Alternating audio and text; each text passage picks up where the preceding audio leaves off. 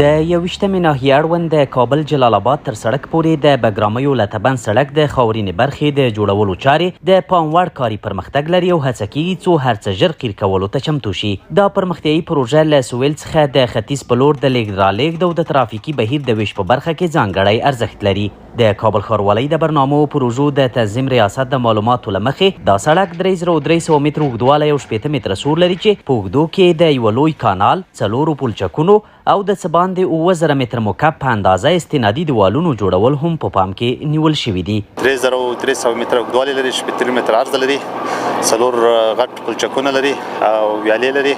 فعلا د موږ کارونه په د کټینګ او فیلینګ کارونه چې په لوی حجم سره موږ تمام کړي دي او د استنادي دیوالو کارونه، د جوشي کارونه په جریان کې دي او د 2 کیلومتره په اندازه باندې سبګریډ آماده کړی. 26 آماده ان شاء الله په نږدې راتلونکي کې به د 26 هم شروع کوو. د دې پروژې په بشپړېدو سره به هیوادوالو ته د تګ راتګ په برخه کې ګڼې اسانتیاوې رامنځته او د 21مې ناحیې اقتصادي ودې ته به زمینه برابره شي.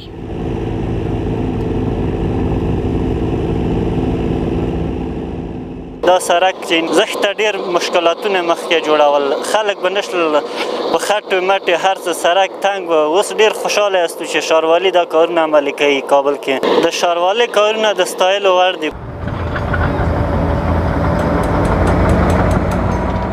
مخکې دا مشکلات وو، کنډه کنډوالي وو، نه سړک وو، نه لار وه، نه پله وه. روزانه بیا به چې چېرته کوم ځای ته سیخ سولې دا مشکل وو.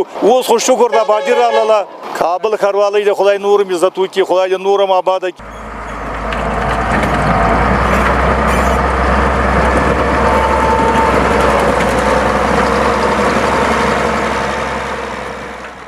مخکې سړک خراب و، موټر نه راتلل.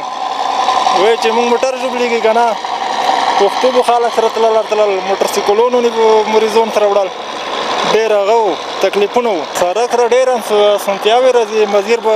مریض به ښه په موندو وړي او چې مخکې په 20 منټو کې تللی، اوس به په 15 منټو کې هغه ته هدف ته ځان رسوي.